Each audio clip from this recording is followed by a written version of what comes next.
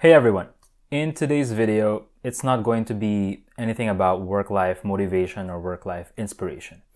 Instead, I'm going to tell you a little story of what happened to us last week and treat this video as a call for help since our country was hit by one of the worst typhoons in the last 7 or 8 years.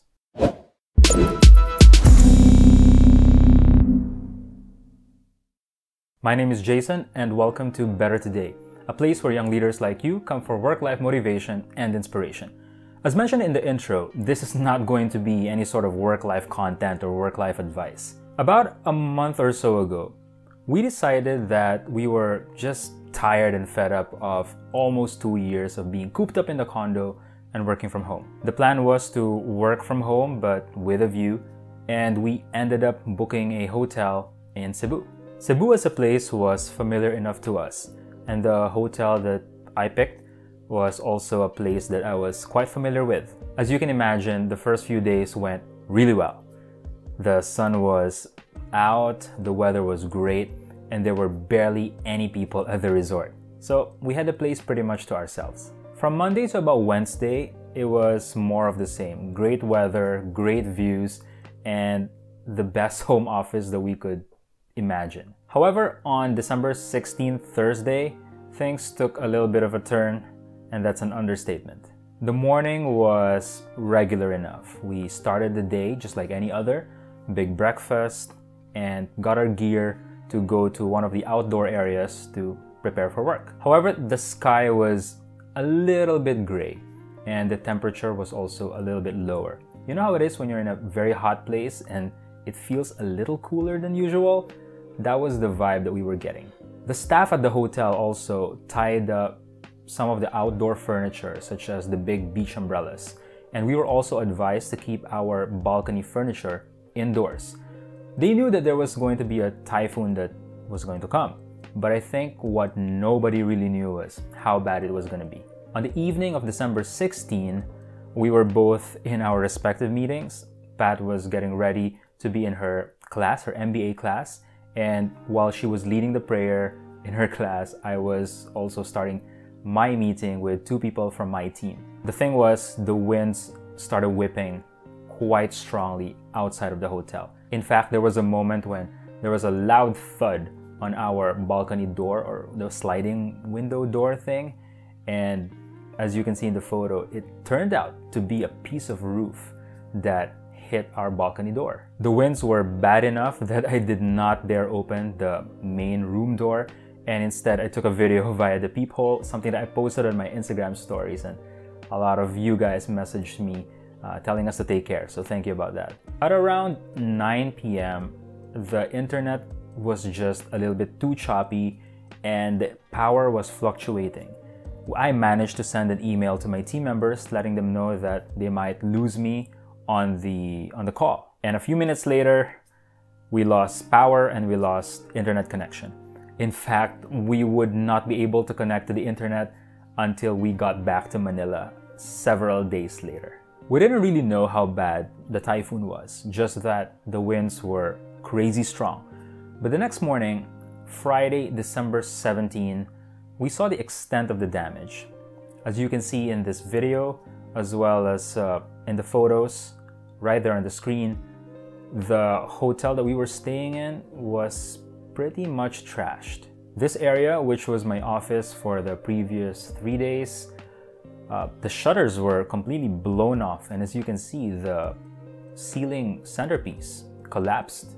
Areas of the hotel had their ceilings collapsed, and the main lawn and pool area was also completely trashed. To make things worse, there was really no signal, like zero signal at all at the hotel grounds. There was no way for us to check on the news. There was no way for us to send an SMS to a friend or a relative and let them know that we were okay.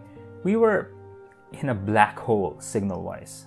We stayed at the hotel on December 17 because the roads were also inaccessible. There was no way to leave the place. But since we were checking out on Saturday, December 18, we thought, you know what, there could possibly be signal in the city. It's just that we can't reach them, and since we're checking out, we might as well go and try and book another place in the main city center. So on the morning of December 18, as expected, we were going to miss our flight, which was scheduled on the afternoon of December 18, Saturday. At around lunchtime, we told our hotel that we were going to check out and that we would go to the city to try our luck, get signal, and also get another hotel. As many of our friends and family know, December 18 was the most trying day of this typhoon for us. It was incredibly difficult to find a place to stay. It was almost impossible, pretty much, to get a booking. In fact, there was one hotel that we waitlisted ourselves in, and we were the 31st on the list. There was no way that 30 people were going to check out on a Saturday night in the middle of a calamity. So we knew that the situation was really bad. And a few days later, when we talked to people who were here in Manila and to people who were living in Cebu, we learned that every single hotel, every single motel, inn, call it whatever you want, Airbnbs as well, everything was just booked. So we were very lucky to have had shelter on the night of Saturday. During this day, we also saw the extent of the damage in the city center, and this beautiful city that is one of the biggest cities in the Philippines, almost 1 million people as well, completely flattened. The typhoon just showed no mercy. As you can see in the photos, a lot of places were destroyed. Lines for fuel are long, in some cases 2 days long, according to one of the locals, because gas stations were also destroyed. A lot of roads were impassable because trees and power lines just collapsed and fell on the road. On December 19th, Sunday, we managed to send some SMS messages to We managed to send SMS to friends, and one of them was really helpful enough to help us book a flight home, scheduled Monday night. I think it was the 9:35 flight from Cebu to Manila. But at around 3:30 on Sunday, we learned that there was a relief plane that was coming to Cebu to drop off relief goods, and that there would be seats available if anyone stranded wanted a ride back home. We knew this was a risk because if we headed to the airport and this was not true, getting a ride back to the place we were staying would be impossible. But we trusted the people who told us, or gave us this lead, and we decided to make a run for it.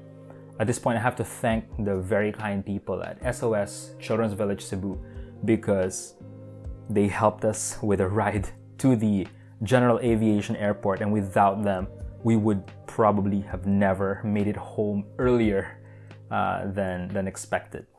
In any case, we arrived at the General Aviation Airport at around 5 p.m. The plane was supposed to arrive at 5:30, but it took about 5 hours more for it to actually arrive.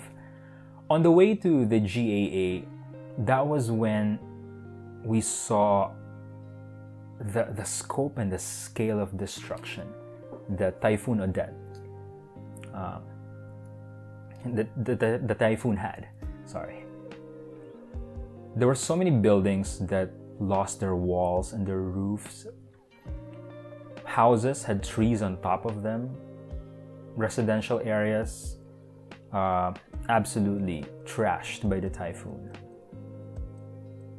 It's unbelievable, and there's just no words to describe how it was to be on the ground, to see hundreds of people lining up for water, to get money out of the ATM machines, kilometer-long lines of cars lining up for fuel.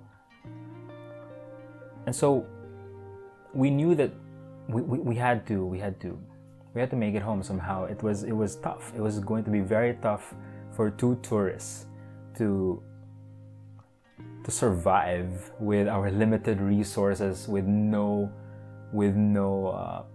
signal, no internet, no way to access funds, even if we wanted to stay longer, or even if we had to stay longer. So we had to get home. And we're very thankful that the relief plane finally arrived a little after 10 p.m.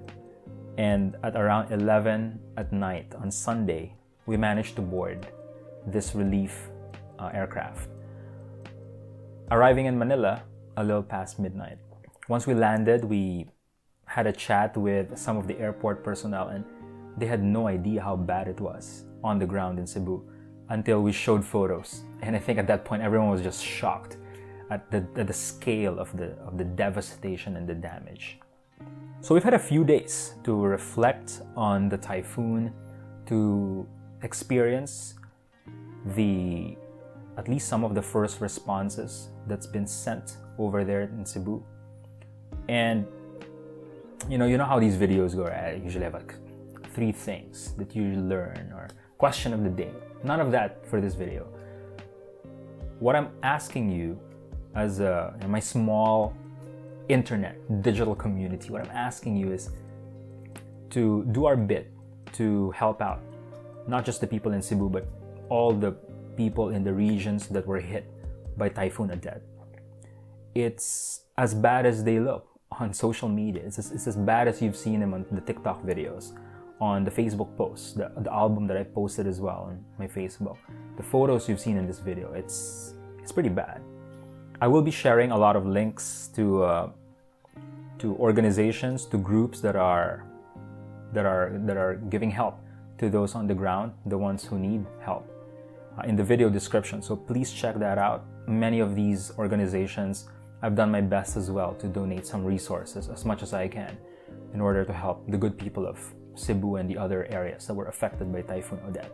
So that's pretty much really my takeaway for this video today. Let's do our best to help them recover. I mean, this channel is about being better today, and I am asking you to help our countrymen have not just a better today, but a better tomorrow, next week, Christmas, right? As we all try to recover from this terrible natural disaster.